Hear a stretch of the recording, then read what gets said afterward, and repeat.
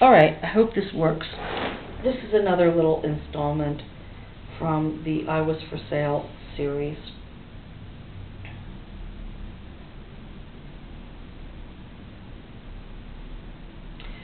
She felt so tiny in my arms.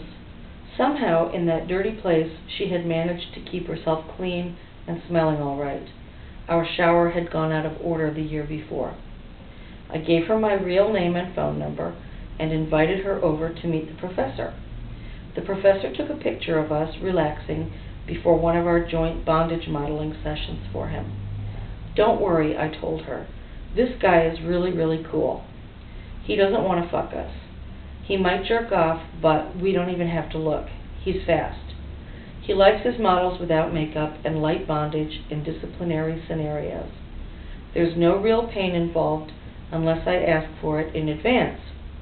Then I make extra money because he tapes my screams. So I charge him a little more for this. He's retired and on a fixed income, so he can't pay top dollar. But his checks never bounce, and he'll buy us a modest restaurant meal afterward if we're hungry. He's a solid repeat customer. I've been seeing him about once a month for years now. I've never raised my price with him. I've even slept at his house and met one of his sons." Lily was impressed. His Hollywood career, wartime adventures, and life in academe also added to his cachet. I posed with Lily for him sometimes in Brooklyn in a friend's apartment, and once we went up to the professor's house in Chappaqua. I retired from the life of a dominatrix submissive after 2 full years in the Grand Central of Sleaze on 23rd Street, described in a later chapter in this book. I worked there from 1982 to 1984, then gathered my earnings and used them to pay tuition to go to graduate school to get an MBA. I stayed in touch with some clients and working girls, and Lily was one I stayed in touch with for quite a few years until I finally lost track of her. She was a seamstress, it seemed, and aspired for real work in the garment industry. I introduced her to some friends who owned a trendy fashion boutique in the East Village, and she ended up staying and being their shop girl for a year, earning a few extra dollars by running a sewing machine in the back space to make punk outfits for a new type of client called a yuppie. I never had sex with Lily, but used to touch her often, fondly. She was too sweet to hit on. Also, it was clear she was in love with that faraway husband in Norway. Last I heard from her, she was out of the life entirely, living up in Westchester, and had a job in a couture house.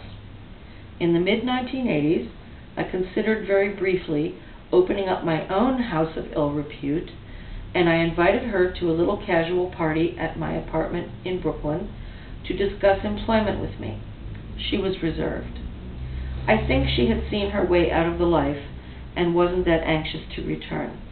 More power to her. So I never became her madam. We just stayed friends. Often, when it was a quiet night on 23rd Street and I was busy with my regular clients and she had nothing to do, I'd get the client to pay a little more to have her come into our cubicle and observe my session. I like to think I taught her a lot. When I am submissive, I submit gently and quietly, reminding the tricks that I bruise easily. When I am dominant, I ask if marks are a problem.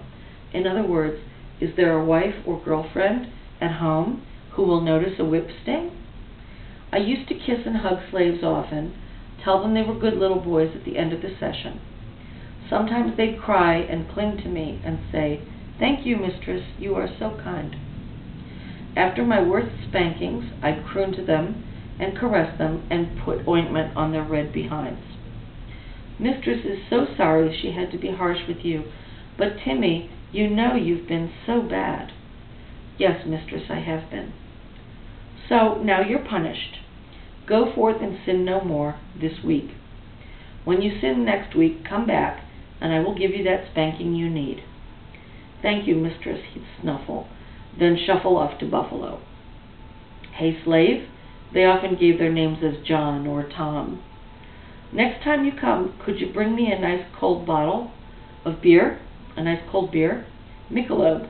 This way I get a drink, and I can golden shower train you if you're ready for that. Oh yes, mistress. Just one bottle? Yeah, I can't get in trouble with the management here for one beer if I tell them it's so I can piss on you afterward. Okay, mistress. You take care now. Be a good boy. Save your $60 and come back to see me. I don't need any tips. Just be a regular slave. That means more to me. I know, mistress. You are one of the good ones. Your time is up now, slave.